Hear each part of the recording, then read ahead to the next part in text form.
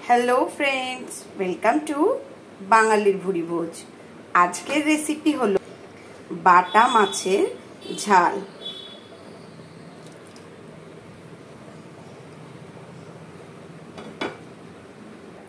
ताहले चलो आमरा शिखे निই किभाबे এই টেস্টি টেস্টি আর ইয়ামি ইয়ামি সহজ একটা মাছের রেসিপি ঝটপট বানিয়ে নিতে পারি। আর দেরি না করে চলো রান্না শুরু করে দিই।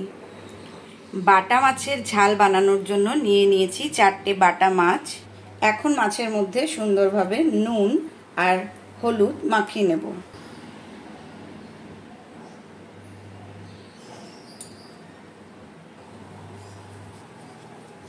সুন্দরভাবে দুপাশে নুন হলুদ মাখিয়ে নেব। এই গরমের দিনে কিন্তু এইভাবে বাটা মাছের ঝাল হালকা পাতলা করে রান্না করলে খেতে খুব ভালো লাগে আর হজমও হয় খুব তাড়াতাড়ি। নুন হলুদ মাখিয়ে নিয়েছি, এবার মাছগুলোকে 5 মিনিট একটু রেখে দেবো। এখানে প্যান গরম করে তার মধ্যে 2 টেবিল চামচ সরষের তেল গরম করে নিয়েছি। এবার মাছগুলোকে ভাজতে দিয়ে দেবো।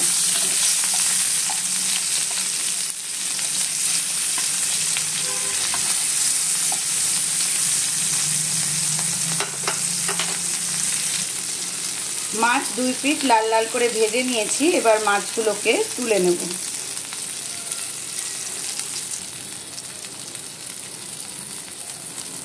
এখন এই মাছ ভাজা তেলের মধ্যে দিয়ে দেব সামান্য কালো জিরে।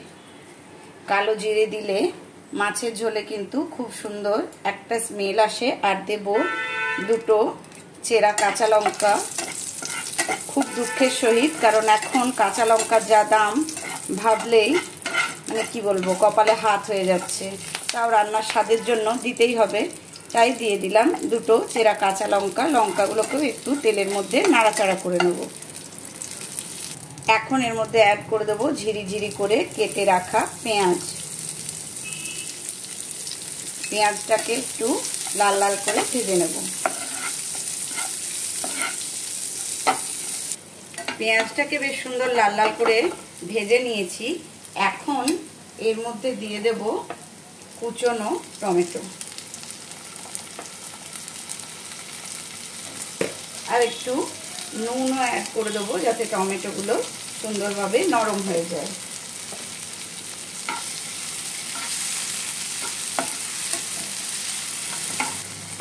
নুন দেওয়ার জন্য টমেটোগুলো কিন্তু সুন্দর নরম হয়ে গেছে। এই যে একদম গলে যাচ্ছে।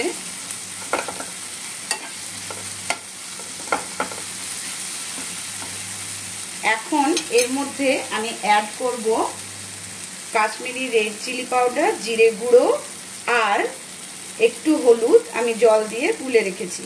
এই মশলাটা এর মধ্যে দিয়ে দিলাম।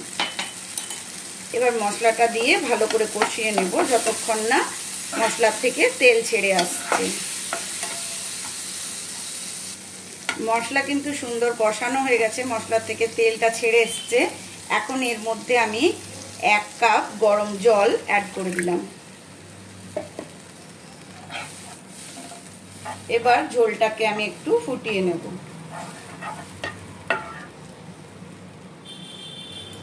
ঝোল ফুটে উঠেছে। এখন এর মধ্যে আমি স্বাদ মতো নুন দেব। নুনটা একটু কমই দেব, কারণ আমি আগে টমেটোটা ভাজার টাইমে একটু কিন্তু নুন ব্যবহার করেছিলাম।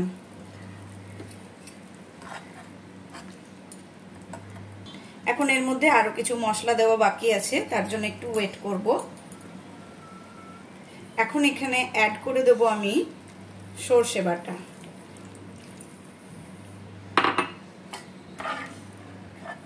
এরপর ঝোলটাকে আরো একটু ফুটতে দেব। ঝোল সুন্দর ফুটে উঠেছে। এখন এর মধ্যে ভেজে রাখা মাছগুলোকে আমি অ্যাড করে দেব।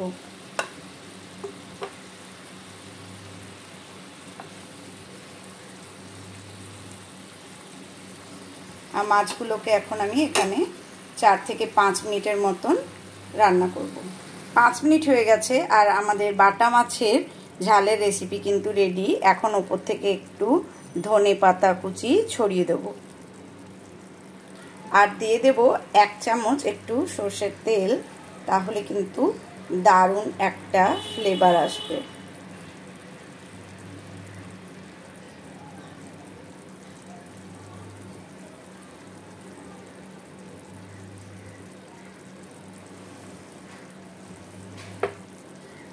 বাস গরম গরম ভাতের সাথে জাস্ট জমে যাবে এই রকম বাটা মাছের ঝালের রেসিপি।